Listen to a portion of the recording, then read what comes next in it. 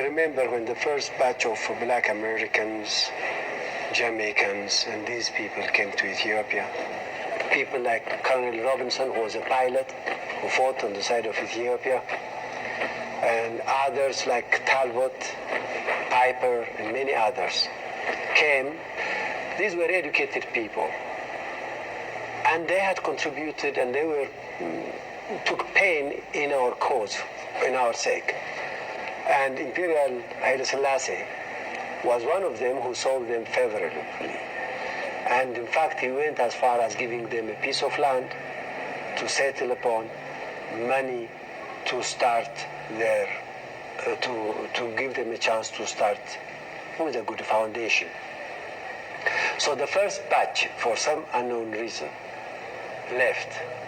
The second batch and the batch that came afterwards, they were not the type of expected people. By that I mean, not as human beings, they are all welcome, even today they are welcome. But they didn't bring education, technical know-how, nor enough money to start a form of living for themselves. Almost all the people who came afterwards were Rastafarians. The Jamaican who is now the longest remaining settler in Ethiopia, who spent half his life here, is Noel Dyer. When I was 23, life was tough. I got my trade before. When I was 15, I started trading. I'm 65 now. I started trading when I was 15. And when about, after the war, 42, 45, war over, things get stiff. Nowhere couldn't go on. Things were very tight. So I leave the country, settled in Kingston, and started born for Jamaica really. So 1959, the Rastaman,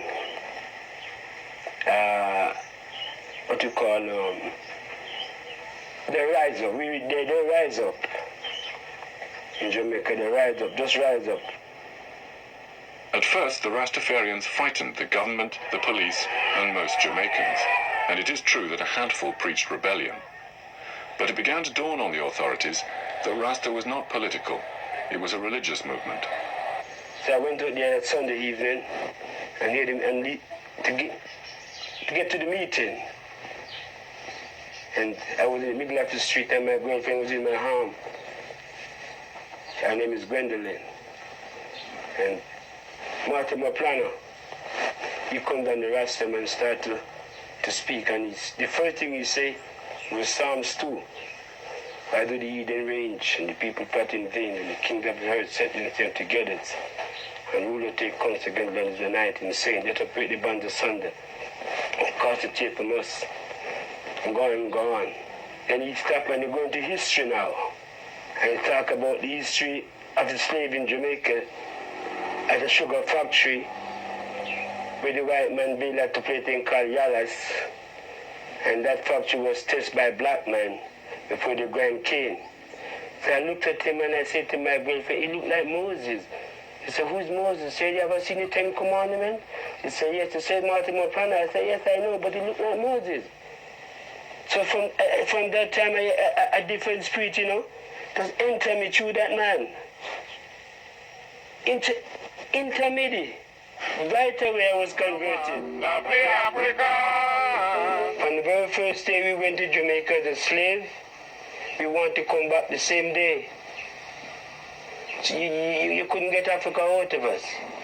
When the opportunity, when the time come for one to leave, to come back to Africa, he just left. His mother, everything. For he's not himself make up his mind, It's the man that's speaking through him. The prophecy that's written of him.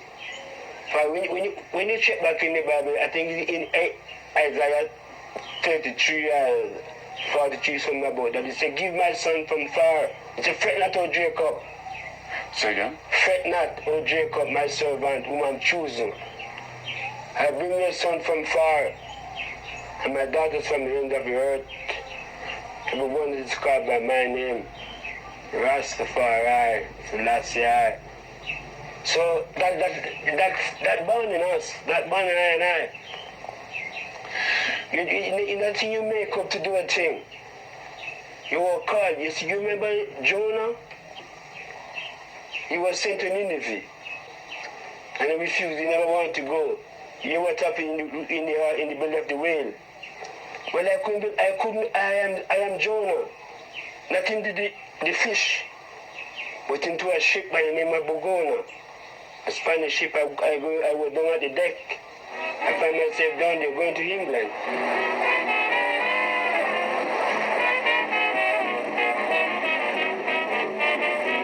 I leave Jamaica no other purpose but to reach Ethiopia.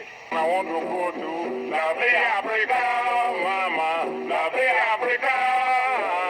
Listen for terror, I want to have a good talk with the Emperor, Mama. Unlike most Jamaicans coming to England for work, Noel brought with him the Rastafarian custom of smoking marijuana or herb. To a Rasta, this is more than a forbidden drug or a harmless pleasure. Wait, that is the root, you know. That is the incense, you know. That is it. That is the root. Is that open you up, you know. It gives you that connection close to God. When you have that, you take a clean land and you pour in hard to serve God. And from here, clean and God have it for a purpose. And you're moving clean, He reveals Himself to you. Says that happened. During the time of Noel's journey, England was not so kind. 61 when I reached England, December, I was sent to prison innocently in Bristol for herbs. I was planted by a policeman. I was sent to prison innocently. We met 62. No, 63 we met. I left Bristol and meet them in London at Camberwell, Peckham, over Peckham. I met them there one night at a blues dance. No, at a neighbor exchange I met them, one of them. And he took me to his house and, you know, we have to smoke our weeds, you understand? We are Rastas, so they take me to get some smoke, you know, for they never met before. And when we met together, we all meet now. We lived at one turbulent, it was brotherhood. I walked down the street about Peckham Street. I took about 30, I think it's 37 to Victoria. When I went there, reaching the station, she go to Dover, right? I can't read, I can't write. I started really saying, very busy, you know what Victoria is? And I look around and oh, heck. I have to get through my Rasta, man. You must have to go through this thing. And I listen and I watch the movement. I get the ticket to Dover and I don't know which train. But I leave England, I leave London with £5, 5 shillings and 5 pence, 8 penny, all in fives, you know. How long did it take you to journey through Europe and Africa to Zion? 1 year. I leave September 64. And I reach Addis Ababa 1965, September. 1 year. England the crossroad, from the beginning. England. We start from the end. Hitchhiked. All of it is hitchhiked. France, Spain, Morocco, Algeria, Tunisia, Libya, Egypt, Sudan,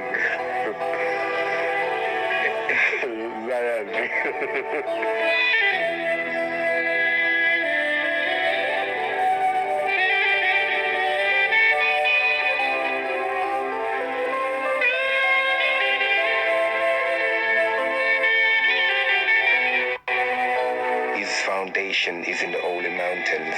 The Lord loveth the gates of Zion more than all the dwellings of Jacob. With Ethiopia, this man was born there, and of Zion it shall be said that this and that man was born in her, and the Highest himself shall establish her.